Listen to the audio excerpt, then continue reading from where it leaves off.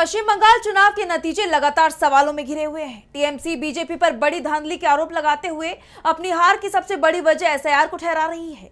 Party का कहना है कि कई सीटों पर बीजेपी की जीत का अंतर हटाए गए वोटों की संख्या से कम था।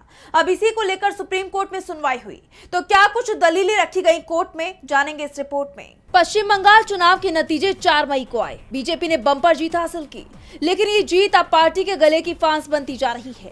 राज्य में एसआईआर का मुद्दा एक बार फिर गर्माता जा रहा है। दरअसल एसआईआर के फैसलों को लेकर टीएमसी ने सुप्रीम कोर्ट का दरवाजा खटखटाया।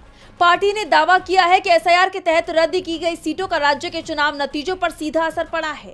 टीएमसी की तरफ से सुप्रीम कोर्ट में पेश हुए वकील कल्याण बनर्जी ने सीजे सूर्यकांत और जस्टिस जयमाल्या बागची की पीठ को बताया है कि 31 सीटों पर जीत का अंतर उन सीटों से भी कम था जिन्हें एसआईआर के फैसले के तहत रद्द कर दिया गया था। मेरे मुवक्किल को 862 वोटों से हार मिली, जबकि उसी निर्वाचन क्षेत्र में 5000 से ज्यादा वोट रद्द कर दिए गए थे। टीएमसी और बीजेपी के बीच वोटों का अंतर करीब 32 लाख था, जबकि इससे ज्यादा अपीलें अभी भी डिलीशन के खिलाफ लंबित हैं। सीजे सूर्यकांत और जस्टिस जयमाल्या बागची की पीठ ने कल्याण बनर्जी को इस मुद्दे पर औपचारिक अर्जी दाखिल करने को कहा, ताकि मामले की विस्तृत कानूनी पड़ताल की जा सके।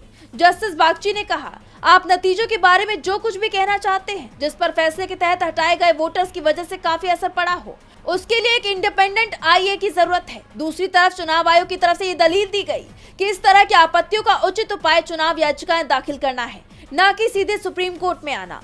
इस बीच वरिष्ठ वकील मेनका गुरुस्वामी ने पीठ को आगाह किया कि मौजूदा गति से अपीलीय न्यायाधिकरणों को लंबित अपीलों को निपटारा करने में 4 साल तक लग सकते हैं। ऐसे में टीएमसी का कहना है कि जब तक इन अपीलों और रद्द किए गए वोटों की वैधता पर अंतिम फैसला नहीं हो जाता, तब तक संबंधित चुनाव परिणामों पर सवाल बने रहेंगे। डीबी लाइव पश्चिम बंगाल की रिपोर्ट।